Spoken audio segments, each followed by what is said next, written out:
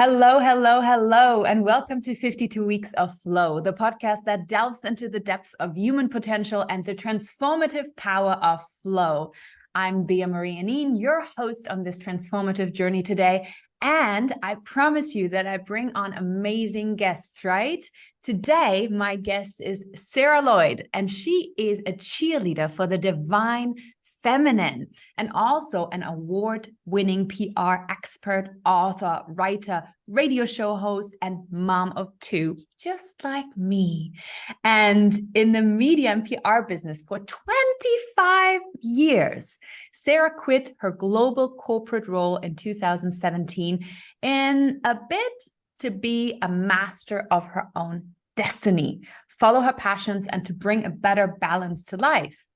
ISPR was created and now serves entrepreneurs and authors, mind, body, and spirit brands, innovative technology, and health and wellness businesses. And I love the name Indigo Soul PR.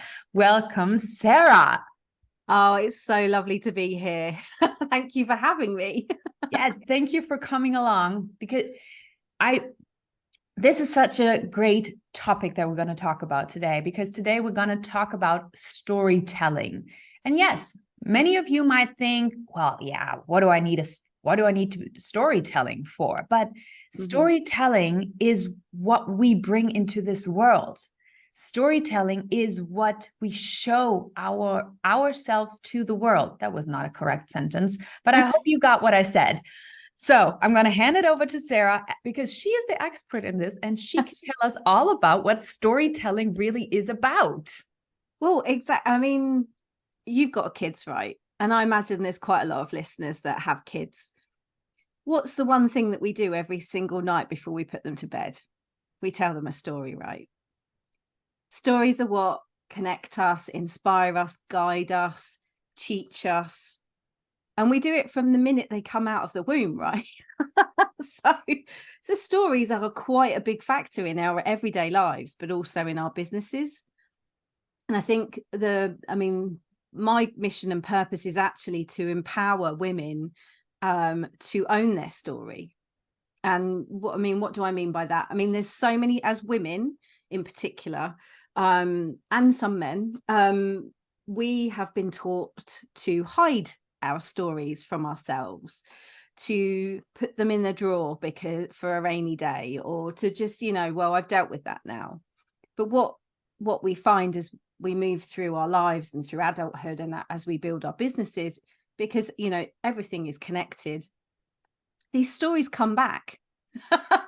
And it's an opportunity for us, when they do come back, to fall back in love with them, to take the power away from them.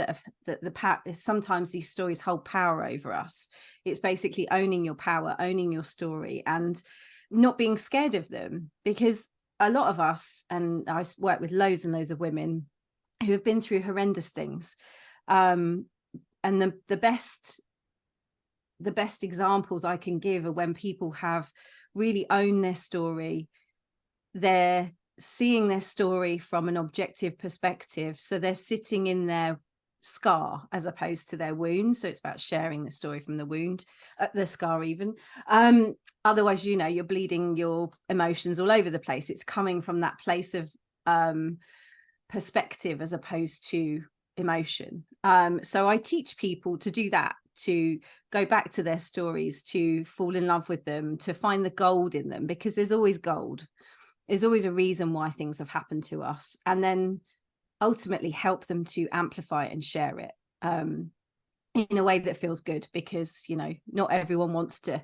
It's not airing your dirty laundry, but it's sharing it in a safe space that feels good is the most important thing, I think.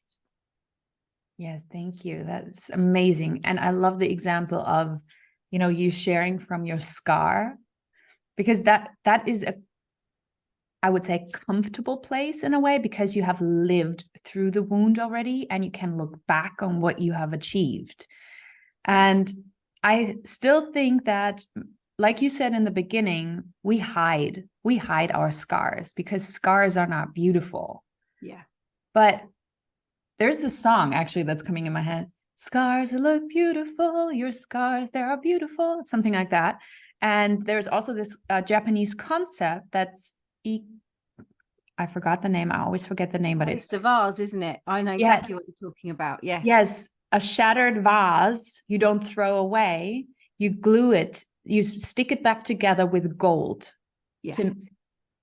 And this is what we are masterpieces put together, and our scars are the gold. This is the crack, is where the light can shine in or out. And we still live in this world where cracks are ugly, whereas cracks or scars or, you know, stretch marks are hideous, and you need to hide them. And especially for all the women, and because you are empowering women to also dive into their divine feminine, you know, for us women, stretch marks, you know, for years, for decades have been, you know, you need to hide them. They're ugly, you know, they show that you're imperfect. But actually, like for me now, having 2 kids, it's like stretch marks is like, those are my warrior marks. Those are the marks of my growth. Those are the marks of me being a divine being, creating life.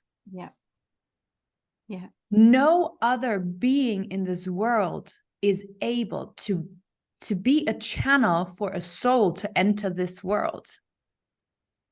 And so I love the example of sharing from your scar, because yes, when we're in our wound, we cannot really see the outcome. Most of the time we sit there and say, okay, I don't know if I go straight, left, right, backwards. It's just, there's no way at the moment. But when we are in our scar, we have been there. We found the way out. And often people that come to work with me, they'll come for a reason. They'll come to launch a business or a service or a product, but what they'll walk away with is feeling completely whole about a specific area. So it's kind of PR, but it's more than that. It's like getting the right outfit on.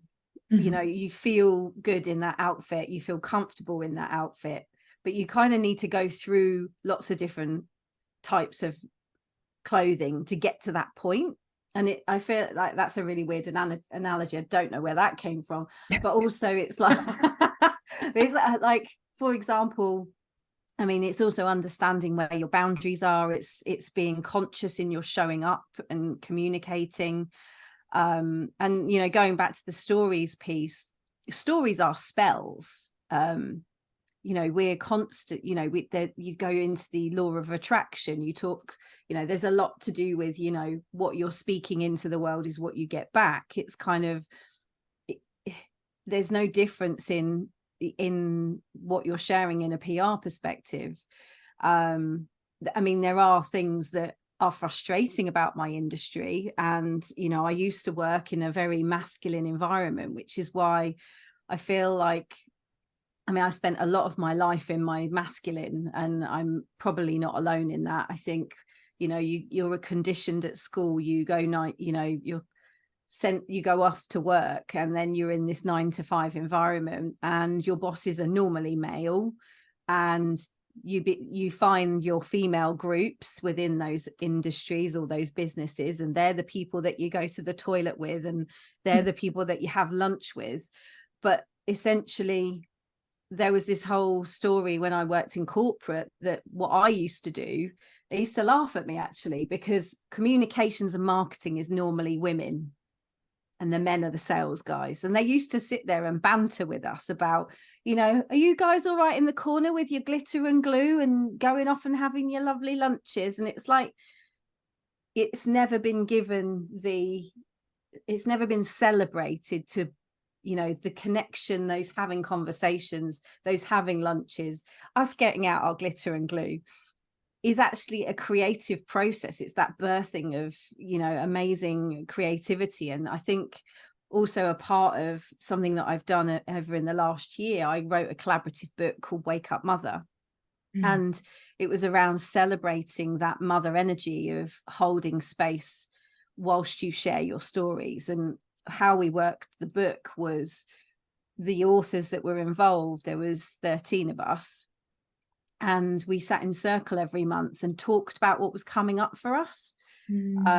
So our stories were connecting us. It was, you know, we talked about things that were happening in the mainstream. We talked about things that we were seeing in the news. We talked about what was happening in our communities and with our clients, and we were transmuting what was going on. And I felt like I could feel like we were spiraling up together, and one of us would get an intention of, oh, I need to write my chapter on that particular issue now. So it would also incentivize the story that really wanted to come through, that strength of story. So when I came to like completing the book, it was very natural. The process, it was very interesting because there was no one story was the same. It was a real kind of all different aspects of the journey, all different aspects of womanhood, some who were mothers of groups and kind of holding space, who hadn't had children. There were women who had chosen not to have children. There were women who were in their crone and had grown-up children. There were women who, like me, had gone through the mill with having babies. And it was just an amazing experience. And that in itself was just a beautiful example of how stories connect, inspire, and guide us. Because I was learning different things from everybody.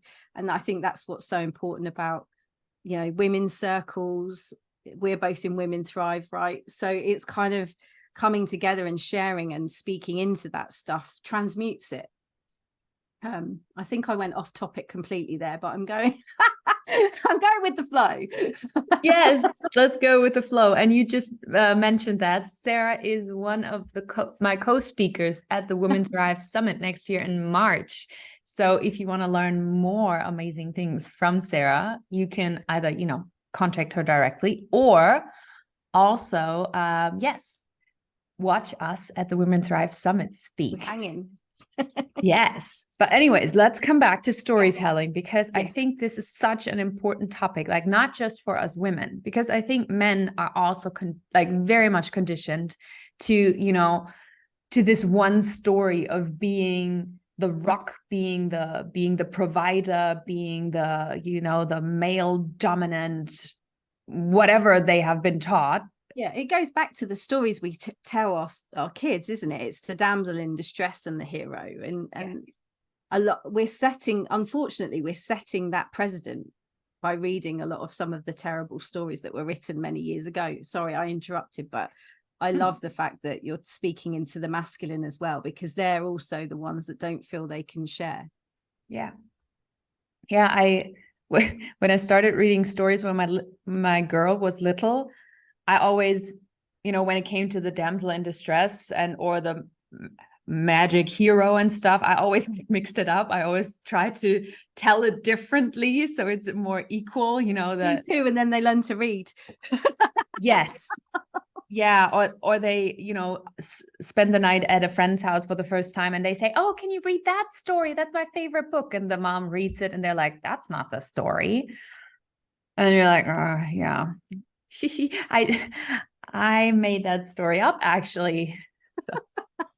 But there are so many good children's books out there right now that, you know, really get into this storytelling of girls can be heroes, boys can be gentle and vulnerable. And I love that we live in this time where we can experience that change. 100%. Yeah, there's definitely, you know, the retelling of the stories, and, you know, even going to the Disney level, because I've been through all that as well. And it's, you know, it's not just the stories that we're sharing at bedtime, it's also what they're being subjected to on the television. And, you know, all of that is storytelling. You know, we're basically watching everybody else and their stories unfolding on a little black box. So it is, you know, there's so much more to it. And that's why I think I feel very passionately about, you know, having women really own their story, not fear their story, and show up and share it. in those places, because if we don't, then how can we expect to make changes in the world, you know? Yes, absolutely. And so when a client comes to you, because you said so that women don't fear their story, like they come to you because they have something to share. They're already on this journey of stepping out, bringing something and creating something into this world. But how do you guide them to actually feel comfortable with everything that they're putting out? I have my human design is that I'm a mirror. So people see what they see themselves in me. So I hold their space and let them talk. I do what I call an alchemy session. So we talk about the past, and whatever wants to come up in that moment is normally necessary, and is normally forms part of where we're going to go next. So I ask them to go back to, you've created this business or service. Why did you do this? What steps did you take to get here? There's always several sliding door moments that are very pivotal in our past, which then leads you into the reasons why you're doing what you're doing today. Why did you write that book? Oh yes, I wanted to share my heroine's journey of menopause, or I was sexually abused and I want to share with other women that you can recover, whatever it may be.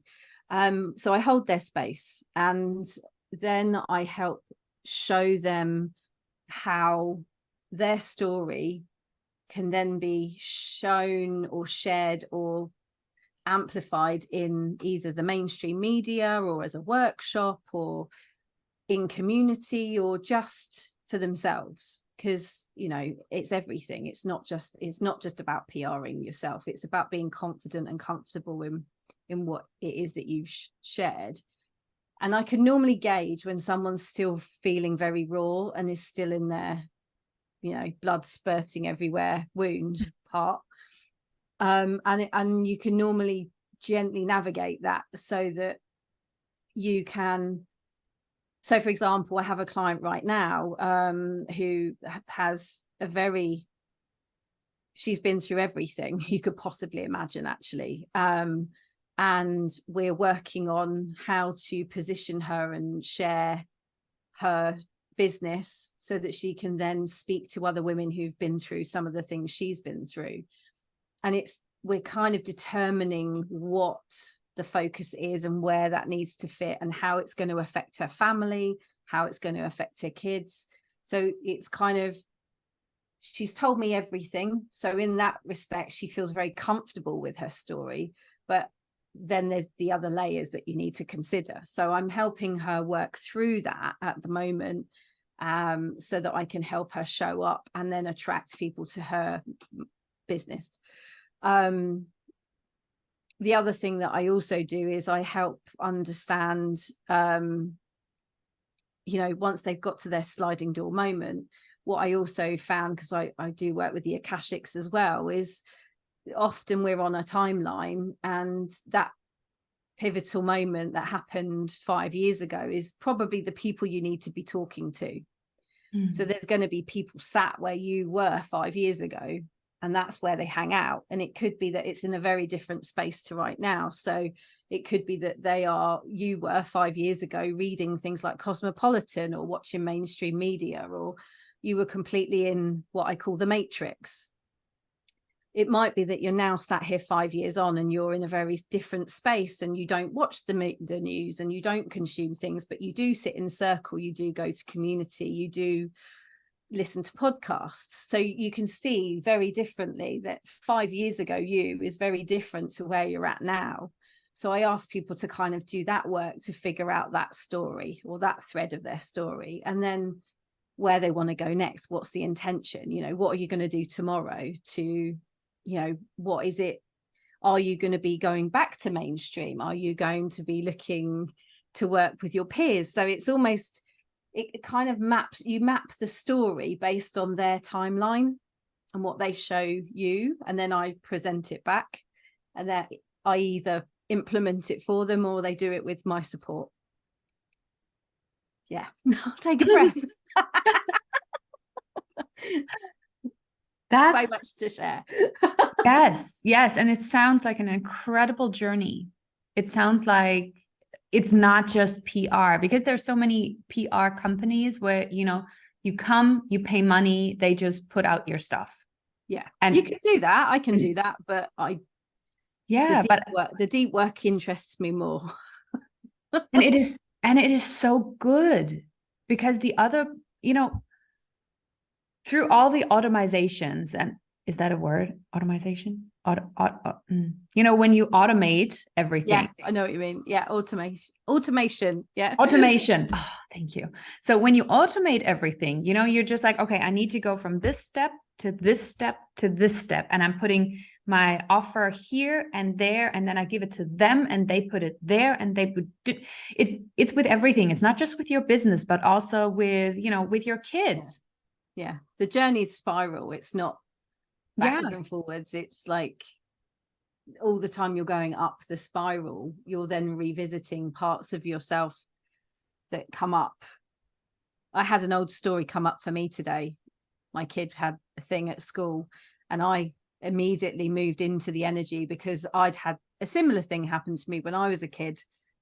And I was like, hang on a minute, that's my story, not hers. Stop vomiting your story all over her, because she's handling it differently. She doesn't have all the attachments that I had growing up. So that's also another thing. It's like identifying when you're in an old story. What could be holding you back? It's so inspiring, because a lot of people, they do come into my membership and not all of them get coverage.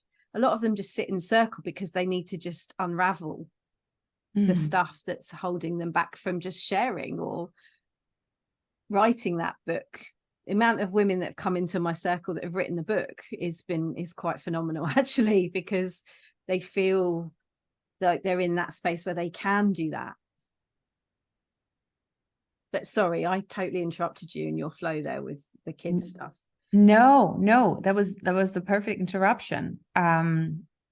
Because I was also going into that spiral, but more into a general spiral, where, yes, you know, where you spiral out on things, on basically on your to-do list.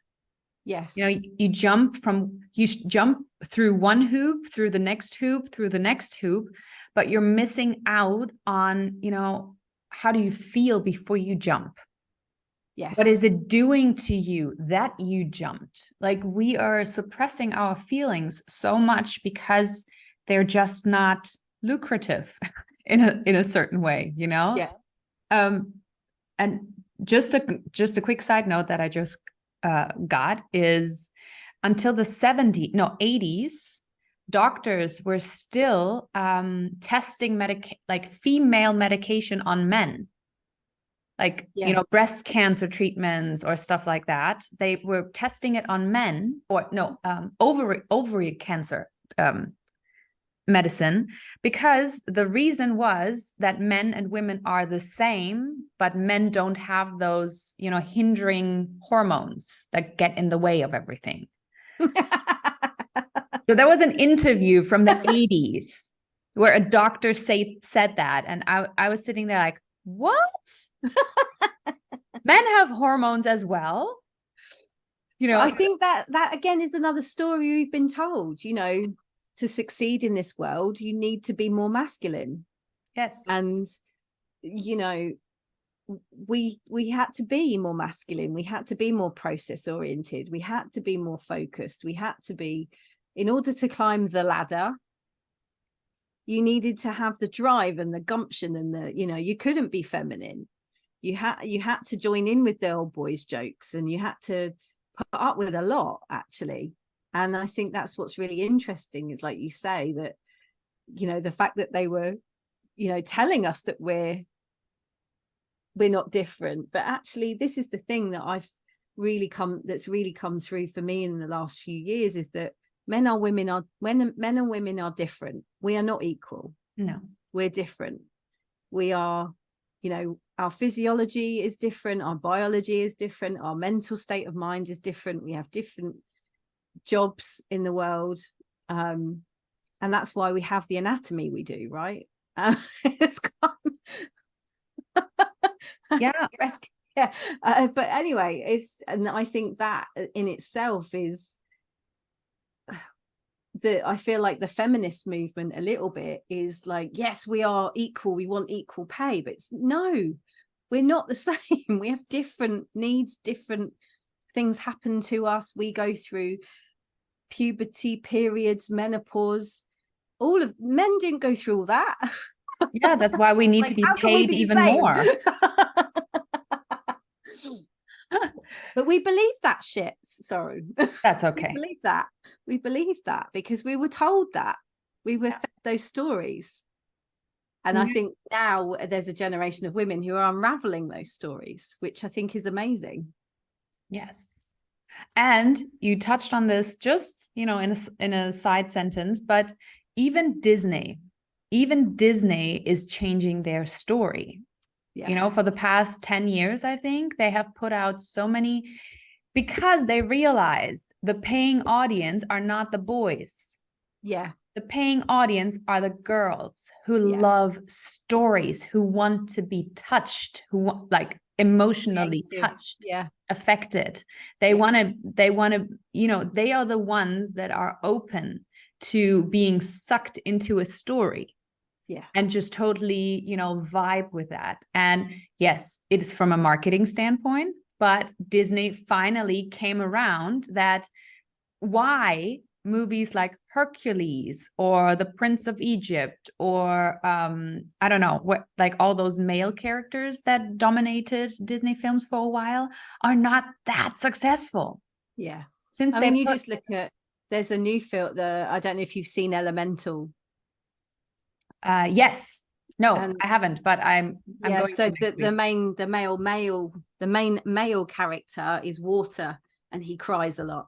And I love the fact that the main female character is fire, and she gets angry a lot, which I think is a complete flip, which is needed. Yeah. Women are fiery, you know. Yeah. We have been told that we should not be, you know, that we should not be bossy, that we should not be this, we should not aspire to higher things, or we should not be bitchy. But the thing is, that makes us even more angry. Yeah. Well, I mean, that's the whole story you're just talking about, this Elemental. The girl, the fire character is the daughter of someone who's they're outsiders because they're fire, right? Because they burn stuff down. But they built this place, this the words escaped me, but this place where all the fire people could go. And it's a shop, and like a sanctuary. Yeah, like a shop, but a sanctuary. And the dad character keeps saying that over and over again, you're going to take over the shop, you're going to be the one that, so basically telling her what her destiny is. And the more she hears it, the angrier she gets, and she can't work out why. And it's like, by the end of it, I don't want to be spoiler alert or anything, but by the end of it, she follows the path that she really wants to follow, and the anger subsides. So it's really interesting that this female character is being told by the masculine, this is what you need to do to be successful, to be, you know, to get my approval, to be. And I think that's something that women have experienced all their lives. You know, in order to be counted, you have to be like this. And that story really shows it. But then what's really lovely about, I love the fact that they do this now, is that you come full circle, and then she goes and does what she wants to do with blessing, which is amazing. But the father character doesn't realize that's what he's been doing. So again, it's like that noticing of all the stories that we've all picked up along the way, and how it shows how his father was with him. So it's, you know, it's an ancestral piece. It's empowerment. It's showing the masculine can cry and have emotion. It's just like a really lovely story, actually. Yeah. Isn't that fascinating that whenever there is a girl or a female main character, there's always a father figure? Yeah, the mum always dies, right? Somehow. There's never a mum. No, because I mean, have you seen the movie Ariel, The Little Mermaid? Yes. They rearranged a lot of it. So I'm going to spoil something for you because who has not seen it? Because in the old, I've seen it 3 times. It's okay, like, oh my God. no, because in the old version, the original version, at the end, the prince drives the ship into Ursula. Yes. In this version, she drives it. She takes the, because it's a movie about female empowerment. She, decides to get legs. She goes out there. She conquers everything. So I never understood, even when I was little, I never understood why all of a sudden she was the damsel in distress and he needed to save her at the end. Yeah. And also some of the songs there, they rearranged the lyrics where she, talks about up there's probably not a father suppressing their children and stuff like that. So, and that brings me to the point that as women, or also men, when we're little, we don't listen to what our parents say, but we listen to how they are. Yeah. And how they react to us. And when when we have to compete for our father's attention all the time. Yes. This is something that it tells us about relationships, how we need to compete for our husband's or boyfriend's attention all the time, that it tells us that we are not worth their attention in the first place just by being. Yes. And that's why I encourage every male friend that I have, my husband, even my own dad, when my daughter was born, I was like, tell her that you love her, hug her, be there, just because this is what we need. We like, my love language is language. It's not necessarily presence. It's not necessarily time. It's not necessarily, physical hug. Yes, I'm also a very physical person. But when somebody tells me that they love me, that they're proud of me, and I can really feel their sincerity, that is worth more than, a car or, a vacation on a private jet. That's like that's nice to have, but the other stuff really touches me, touches my soul. And that is what storytelling does. It touches your soul. It does. And that's why so many big companies, sorry that I'm raving on, but this is why so many companies at the moment, change their storytelling, because they're realizing that the hustle, grind story that they're telling their employees and the story that they're putting out there is not resonating anymore. Yeah, it is. I mean, I think that's the most important thing, is like people are connected to stories. They want to be inspired. They want to be guided. They want to be, shown, because that's what we've been taught all our lives, from the minute we get to kindergarten to school. We've had a teacher guiding us, telling us that, how it is. But I think the other thing that I love about our generation, and maybe because we've all woken up and because we are realizing that, there are different ways to do things.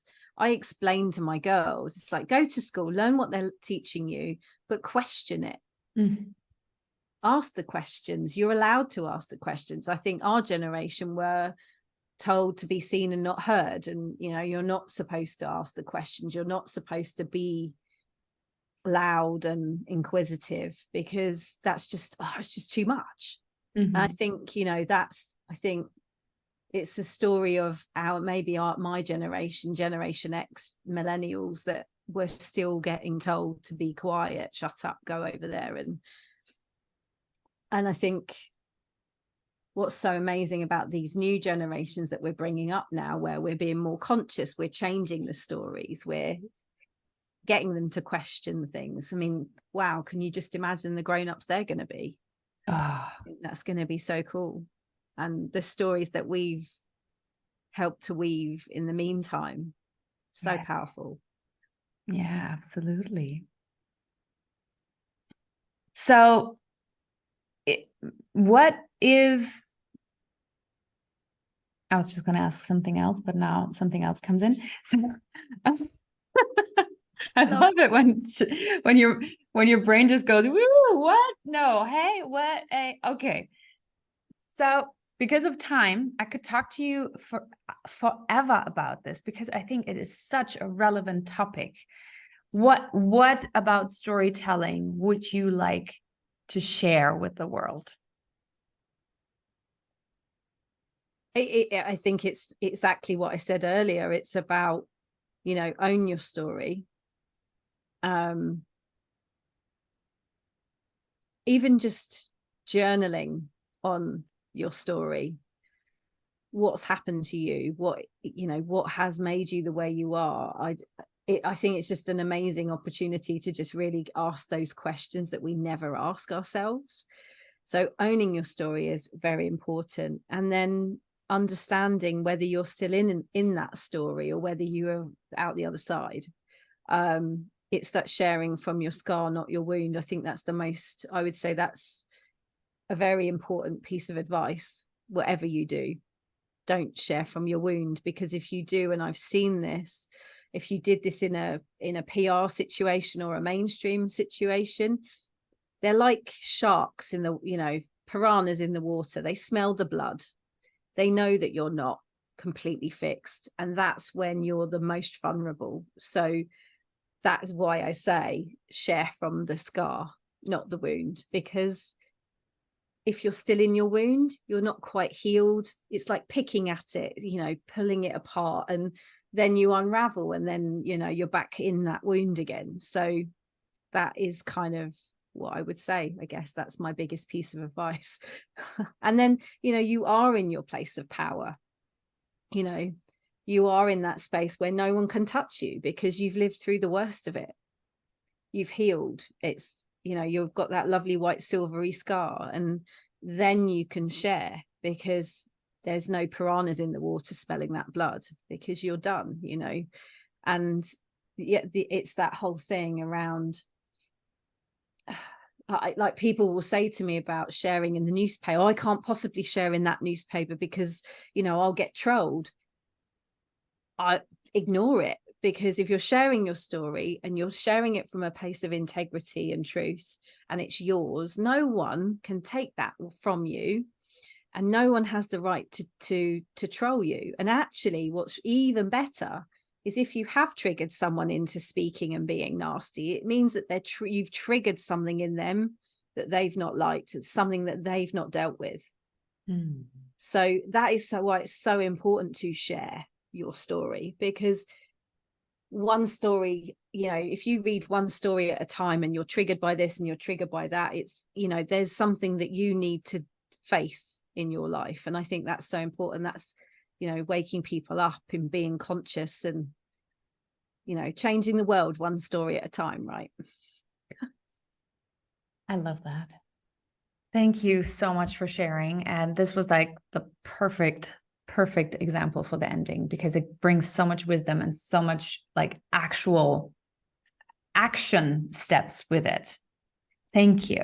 Thank you for being here.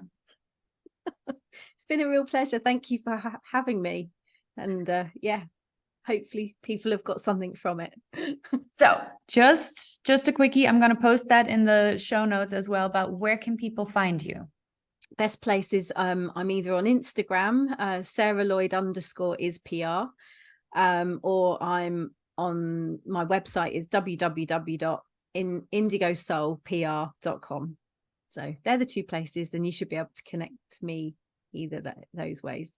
And she shares amazing content on Instagram, so I highly recommend following her there. Thank you. And that's it.